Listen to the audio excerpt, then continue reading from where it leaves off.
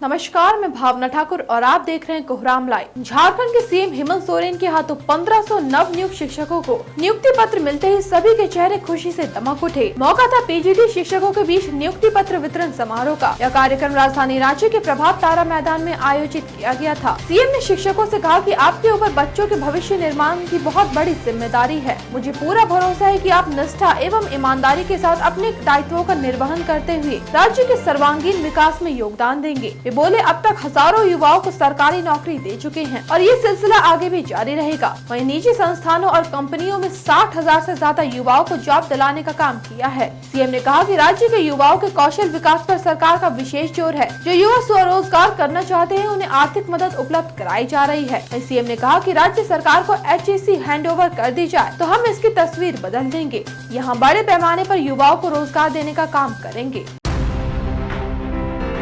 RSS यानी राष्ट्रीय स्वयं सेवक संघ के प्रचारकों का महाजुटान आज राजधानी रांची में हुआ। राजधानी रांची के सरला बिरला विश्वविद्यालय के सभागार में आयोजित 3 दिवसीय बैठक आज से शुरू हो गई। यह बैठक 14 जुलाई तक चलेगी। अखिल भारतीय प्रांत प्रचारक बैठक में देश भर के 46 प्रांतों के प्रांत प्रचारक, सह प्रांत प्रचारक, क्षेत्र प्रचारक और अखिल भारतीय कार्यकारिणी के कार्यकर्ता शामिल हुए। अखिल भारतीय प्रचार प्रमुख सुनील आम्बेकर ने मीडिया को बताया कि वर्तमान में 73,000 शाखाएं संचालित हो रही है। साल 2025-26 शताब्दी वर्ष है। इन वर्षों में सामाजिक परिवर्तन के पंच उपक्रम को शाखा स्तर और समाज तक पहुंचाने की योजना बनाई जाएगी। आगामी शताब्दी वर्ष में देश भर के अंदर सभी मंडल स्तर तक कम से कम एक शाखा हो, इसकी योजना पर कार्य हो रहा है।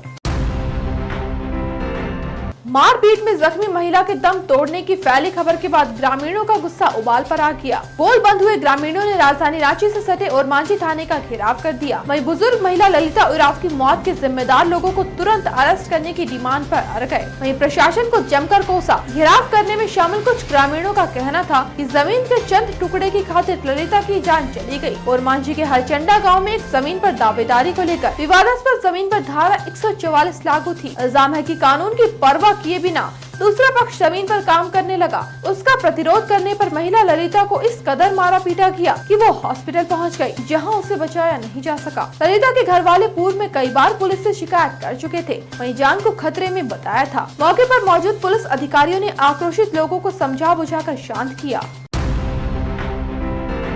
गंभीर रोग से पीड़ित शिक्षकों या उनके आश्रित अगर लाचार, बेबस और बीमार हो तो वैसे शिक्षकों को मन मुताबिक पोस्टिंग दी जाएगी। वहीं अगर पति पत्नी दोनों शिक्षक है तो उन्हें एक ही स्कूल में पोस्टिंग दी जाएगी। अगर किसी कारणवश ऐसा नहीं हुआ तो दोनों पति पत्नी का पदस्थापन एक ही शहर में आसपास के स्कूलों में किया जाएगा। इस बात का फैसला बिहार सरकार ने किया है। शिक्षकों की ट्रांसफर पोस्टिंग के लिए नीति तय करने के लिए बनी शिक्षा विभाग की कमेटी की पहली बैठक में यह तय किया गया। बैठक में बिहार शिक्षा सेवा के कैडर का पुनर्गठन, सरकारी स्कूलों की अवकाश तालिका के निर्धारण एवं अनुकंपा के आधार पर नियुक्ति की नीति पर भी गौर किया गया।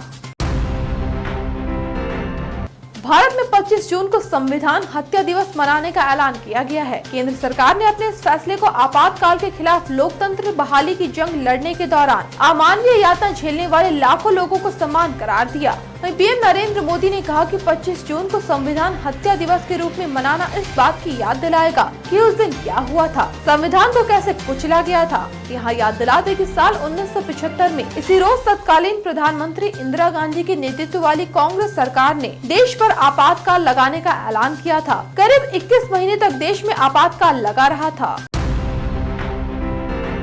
नेपाल में आज पुष्प कमल की सरकार गिर गई। संसद में पीएम पुष्प कमल दहल ने विश्वास मत खो दिया। इसके बाद उन्होंने प्रधानमंत्री पद से इस्तीफा दे दिया। ऐसा इसलिए हुआ क्योंकि CPM UML ने सरकार से समर्थन वापस ले लिया था। यहाँ सरकार बनाने के लिए 138 वोटों के समर्थन की जरूरत होती है, लेकिन उनके समर्थन में केवल 63 वोट पड़े। वहीं प्रचंड के विश्वास मत के खिलाफ 194 वोट पड़े। 75 वोटों की कमी के कारण उन्होंने विश्वास मत खो दिया। इस वाक़ये के बाद नेपाल की राजनीतिक गलियारों में अगले पीएम को लेकर हलचलें तेज हो गई है। सूत्रों के मुताबिक KP शर्मा ओली अगले पीएम बन सकते हैं।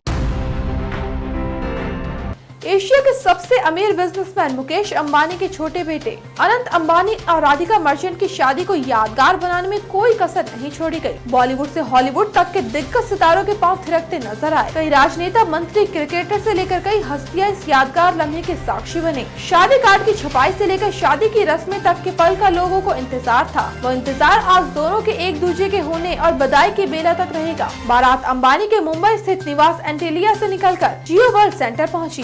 रास्ते भर समय यूं बंधा रहा कि किसी को समझने में देर नहीं लगी कि आज अंबानी के छोटे बेटे की शादी है। कमजोर पड़ने के बाद एक बार फिर से झारखंड में मानसून एक्टिव होता नजर आ रहा है। आज शाम से राजधानी रांची में झमाझम बारिश हो रही है। मौसम विभाग के मुताबिक अगले 3 रोज तक सभी जिलों में रुक रुक कर बारिश होने के आसार है। इससे पारा भी 4 से 5 डिग्री तक गिर सकता है। सभी जिलों में बारिश और ठंडा को लेकर चेतावनी दी गई है। इस दौरान तेज हवा के झोंके भी चलने की आशंका है। बीते कल सबसे ज्यादा 70.8 मिलीमीटर बारिश गुमला में रिकॉर्ड की गयी। तेज बारिश की वजह से बीते कल राजधानी रांची के कई इलाकों में घुटनों तक पानी भर गया। वहीं बिजली भी काफी देर तक गुल रही। कई जगहों पर पेड़ की डाली तक गिर गई। एयरपोर्ट पर भी फ्लाइट्स ने देर से उड़ानें भरी। ऐसे दिन भर की बड़ी खबरों के लिए जुड़े रहिए कोहरामलाइव.com के साथ।